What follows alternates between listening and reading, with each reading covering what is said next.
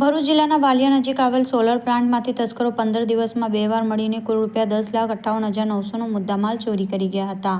વાલિયા પોલીસમાંથી મળતી વિગતો મુજબ વાલિયા નજીક સાનિકા ઇન્ડસ્ટ્રીઝ કંપનીનો સોલર પ્લાન્ટ આવેલો છે। આ સોલર પ્લાન્ટની ચારે તરફ દિવાલ બનાવેલી છે અને પ્લાન્ટને સાચવવા દિવસે 2 અને રાત્રિ દરમિયાન 4 સિક્યોરિટી ગાર્ડ ફરજ બજાવે છે।